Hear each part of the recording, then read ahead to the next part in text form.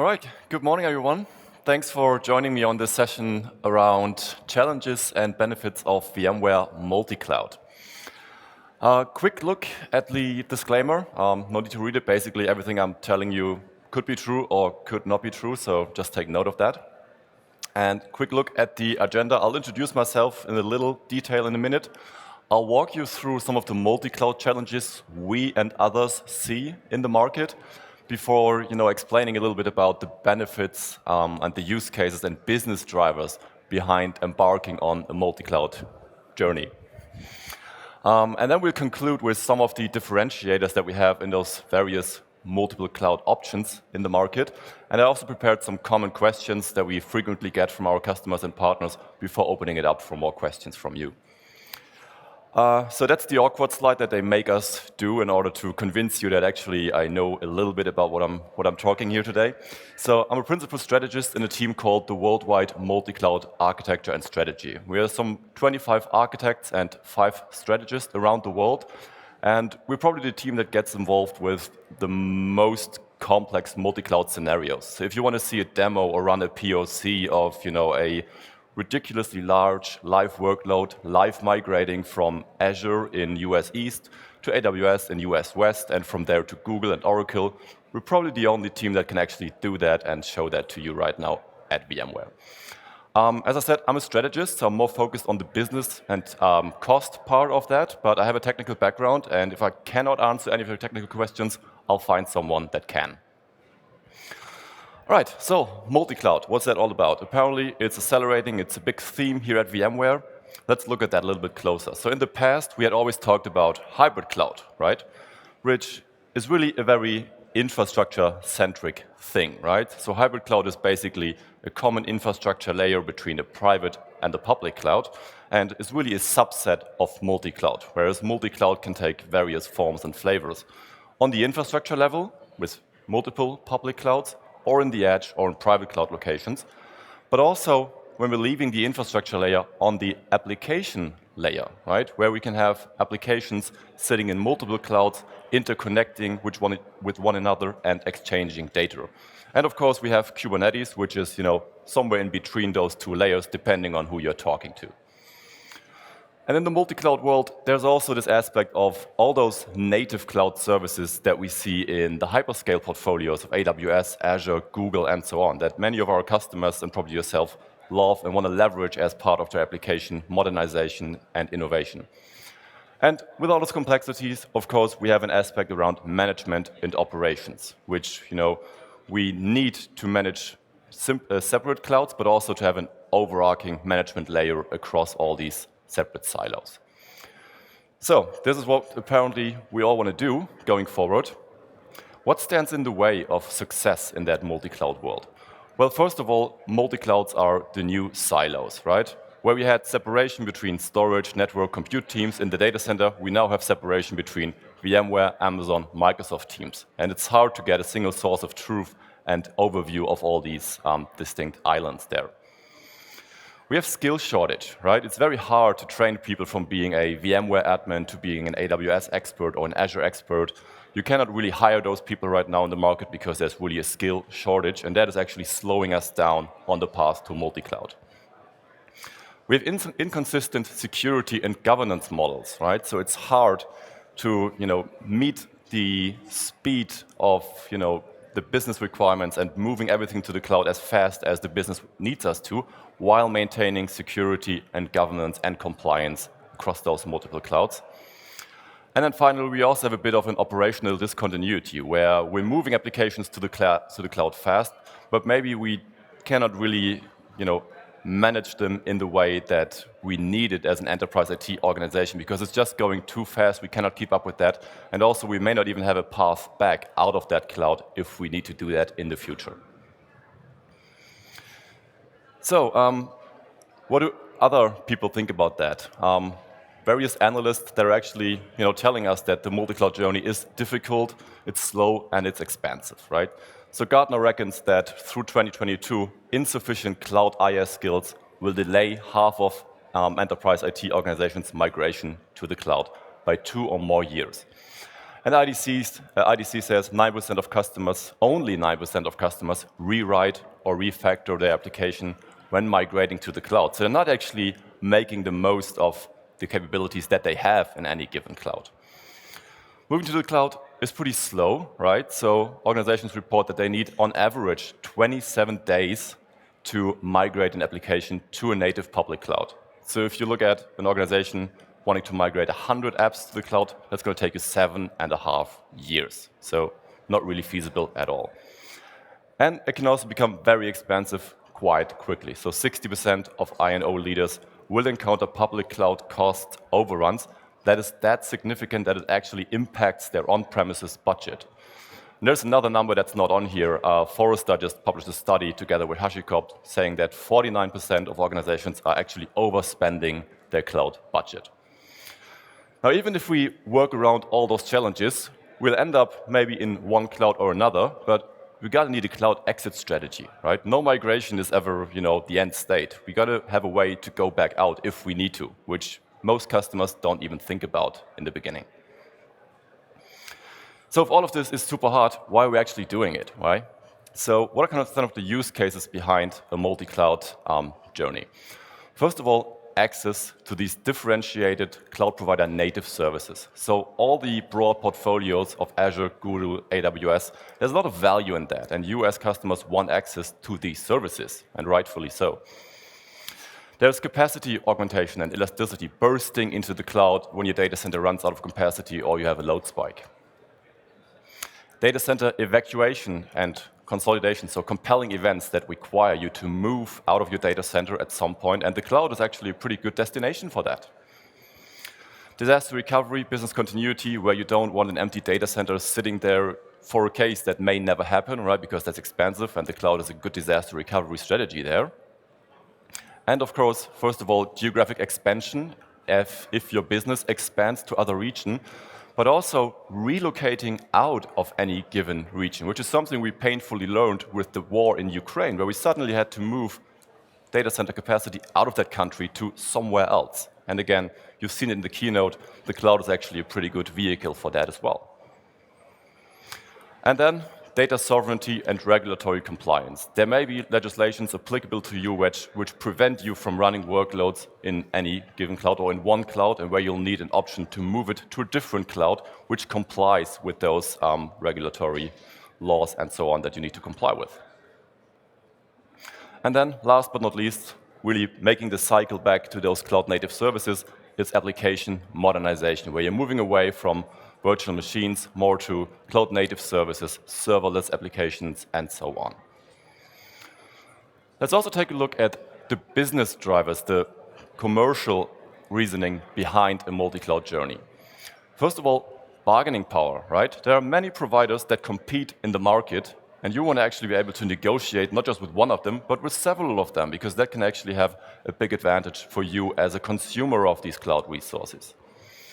Risk. You want to reduce lock-in and reliance on any single provider, because that's never a good situation to be in, right? Because they'll have power over you, you cannot easily get out of their contracts. Services. Different cloud providers have different support capabilities and even different managed services or levels of managed services. So depending on where your line between make or buy is, you might choose one provider over the other for any given application. It's not the same for every workload, right? Flexibility, so you want to remain agile in your business operation, and your application and infrastructure need to keep up with that, but in a way that is operationally consistent and actually manageable for you. Cost, of course, very important driver. So there are different consumption models, there are different licensing models in different clouds, and you may already have existing contractual relationships with one provider or another. For example, burning down all those Azure credits that Microsoft has been giving out for free over the last couple of years, right? And then, of course, there's quality. So we have different SLAs for different services in different clouds, and you want to make the best use of that depending on the applications that are running on that cloud. Finally, business continuity, right? So you have business continuity objectives and a strategy that actually is in conformance with that. And that may require you to have workloads in different clouds across different providers, just to spread the risk, really. All right, so here's our approach to that, and you have heard this multiple times at this VMware Explore EMEA these days. So our idea is moving from cloud first to cloud smart. So that basically means, irrespective of which layer we're talking about, is it the application, is it cloud management, is it the infrastructure, or is it on the security or anywhere workspace area, we want to give you the same set of solutions, the same set of tools across any cloud, whether that's your private cloud, whether it's a hyperscale-based cloud like AWS, Google, Azure, IBM, Alibaba, Oracle, and so on, but of course also across these regional and sovereign cloud providers that are becoming more and more relevant, especially outside of the US, in the European market, right? And then finally, of course, also in those edge clouds. This is basically what we termed cross-cloud services, a way to be cloud smart and leverage that strategic advantage of all of these different clouds. All right, let's look at what your options are here for a multi-cloud strategy. We basically have three different ways of consuming these cloud resources. First of all, customer managed. That's your own infrastructure in your own data center, in a hosted colo location, and of course, increasingly at the edge. That's managed by yourself to the most degree. And then in the middle, we have VMware managed clouds. So you can identify them by the name VMware Cloud in the brand name. So whenever you hear VMware Cloud on AWS, VMware Cloud on Dell EMC, VMware Cloud on AWS Outpost, and as we just announced 2 days ago, VMware Cloud on Equinix Metal, that means that that offering is VMware managed. We jointly engineered that, and we are the support contact for you for that cloud service. Now, the third model is actually partner managed. And you can see IBM Cloud, Microsoft Azure, Google Cloud, Oracle Cloud VMware Solutions, Ali Cloud VMware Solutions. They all fall under that umbrella, meaning that the support that you're getting in the first hand is from those providers. VMware manages those and supports that on the back end, but your support contract is with Microsoft, Google, Oracle, and so on. So that's a bit different from that model. And it's the same model that our VMware cloud provider partners across the globe and across EMEA, and there are several thousands of them, operate under as well. So those will manage the infrastructure for you. Let's look at the benefits of, first of all, the VMware cloud solutions on hyperscale clouds. So VMC on AWS, Azure Cloud VMware Solutions, Google Cloud VMware Engine, Oracle Cloud VMware Solution, and so on. On a high level, they all look and feel the same, right? We have your customer on-premises data center with the VCF stack that you all know and love. And then we have those hyperscale global infrastructures with tens or hundreds of data centers across the world when we look at the large 6, 7 AWS, Microsoft, Google, and so on. And in those hyperscale data centers, we have the same VMware Cloud Foundation stack, including vCenter, vSphere, in most cases vSAN, and NSX. Now, why is that a good thing?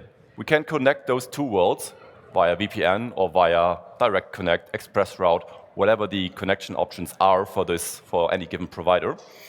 And then we can treat these two islands in a similar way, right? We can connect the vCenters, we can use our familiar vRealize operations and automation layers, or VMware ARIA as we now call it, in a consistent way across these two worlds. That's great, right?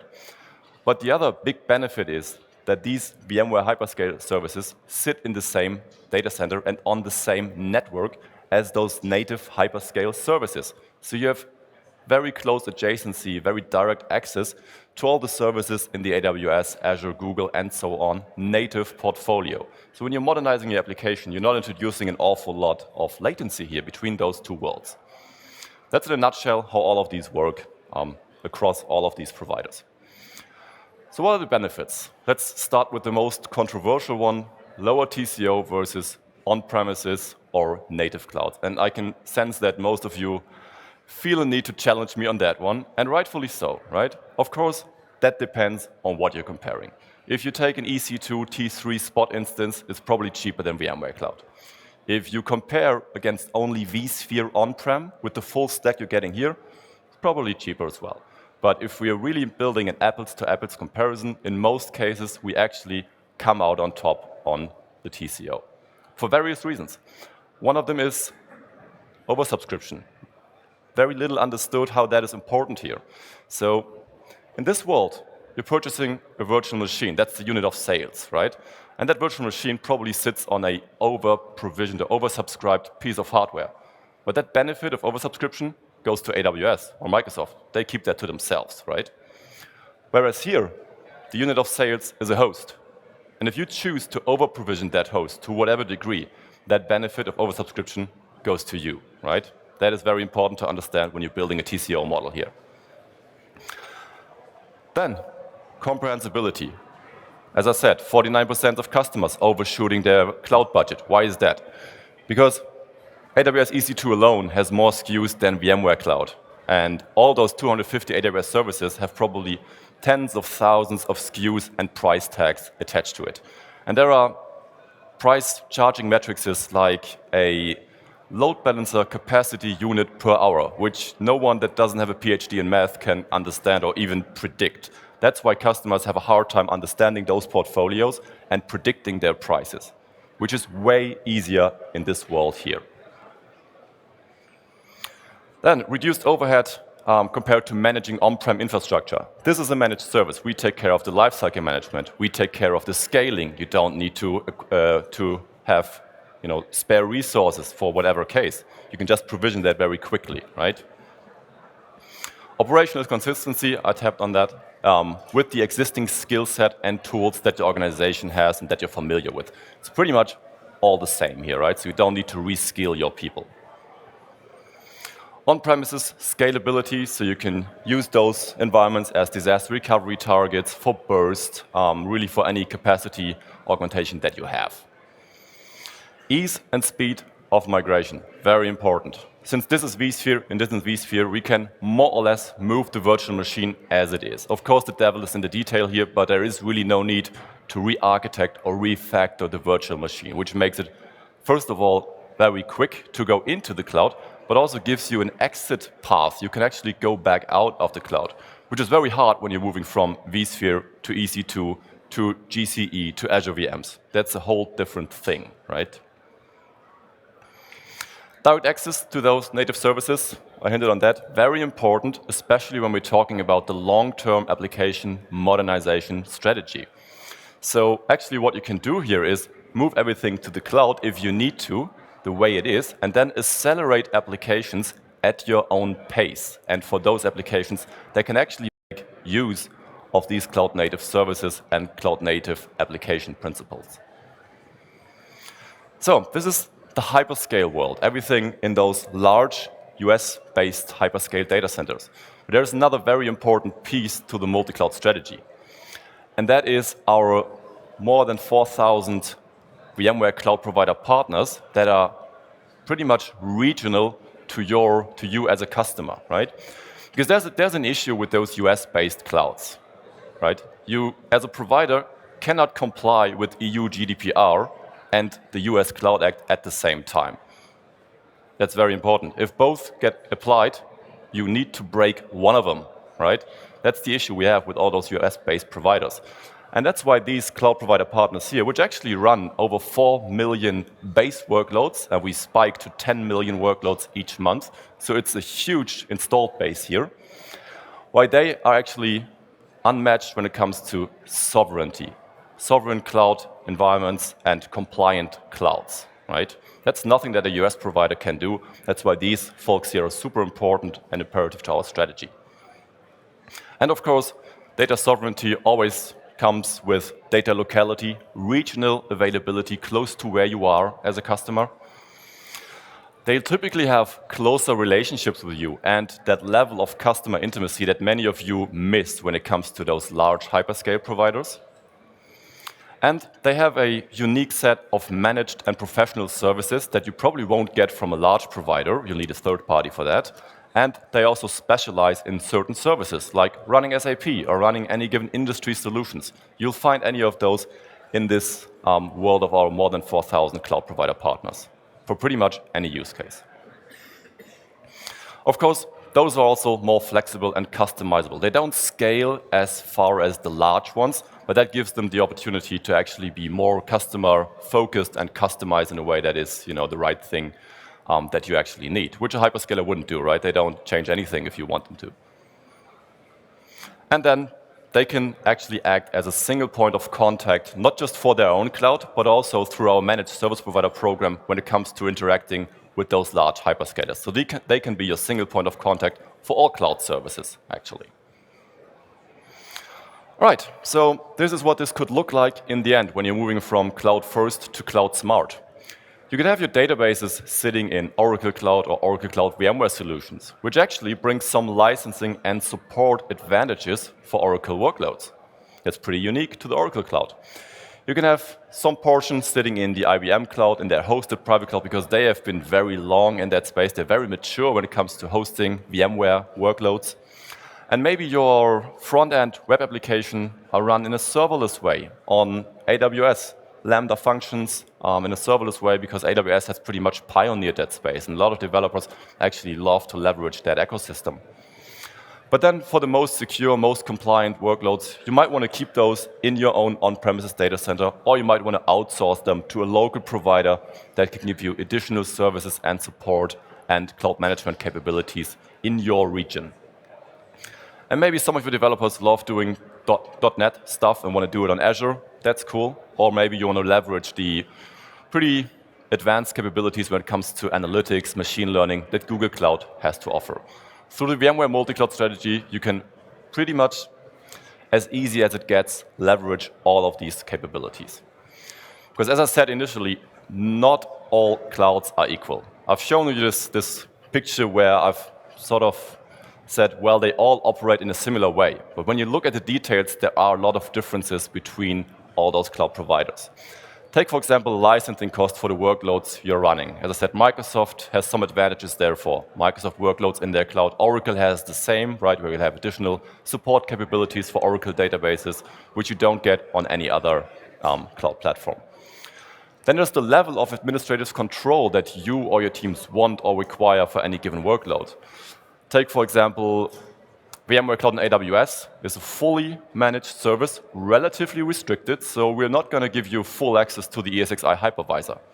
On the other hand, if you're using Oracle Cloud VMware solution, you actually have full access to that hypervisor, but you're also in charge of lifecycle managing it.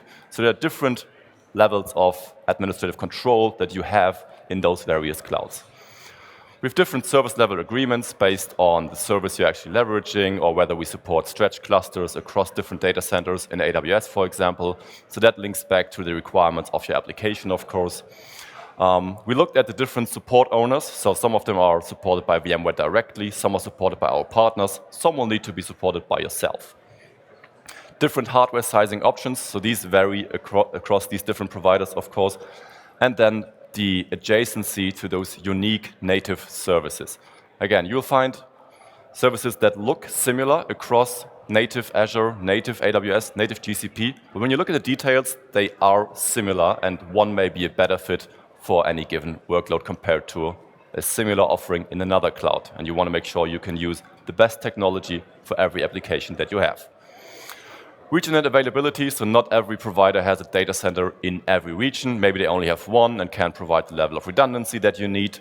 And maybe you're already strategically aligned to any given vendor. So if you have a very strong relationship with Microsoft or AWS, it's very likely that you want at least a large portion of your workload sitting in that cloud. We also have varying degrees of third-party integrations and add-on solutions available in the various marketplaces. So some of these clouds work with additional third-party storage solutions, some don't, right? So that might, influence your decision there as well. And we also have varying network connectivity and design flexibilities in those various clouds out there. All right, before I open it up for question, and if we run out of time, come see me after the session. I want to walk through or conclude with some of the common questions that we get from our customers when it comes to multi-cloud. First of all, why would I use VMware Cloud instead of native cloud? I think I've hinted on that quite a lot. Familiar skill set, familiar tools, availability across pretty much every environment, and of course the varying features and functionalities that you might only get from your familiar VMware environment. How will you connect your on-prem infrastructure to those VMware cloud solutions? You can use VPN based on the native AWS or Azure or Google VPN capabilities. You can also use things like Azure Direct Connect, Azure Express Route, AWS Direct Connect, Oracle Fast Connect, whatever these direct access models are called these days. Or you can use a larger connectivity broker like Megaport, for example. That's what we use for those multi-cloud labs that we have. Which cloud provider should I use and why? I think the last slide pretty much said that. It really depends on what's your preference, where are most of your workloads, do you have a contractual relationship, what kind of service do you actually need? So there is quite some factors that impact that decision here. Will I still get VMware technical support if I use VMware Cloud? Of course. So everything that has the VMware Cloud name in it is supported directly by VMware. Everything else, there is VMware involved in that, but your first line of support is then Microsoft, Google, Oracle, or any other partner. If I deploy on VMware Cloud, will I still be able to use other native services? Of course, they're very close to each other, and you're not actually introducing an awful lot of latency between those two worlds. So very important when it comes to modernizing applications at your own pace here. What if I decide I want my workloads back on-prem or in a different cloud? I mean, that's the main beauty of this solution, right? You don't need to re-architect every time you move from one cloud to another. It's all vSphere. There's HCX in between, which can make migrations fairly easy. So this is all taken care of. All right, that's it. Please take the survey to this session. I think it's in the app. If you have any questions, I think we have only 1 minute left, so see me afterwards because we need to mic up the next speaker. And thank you for being here today.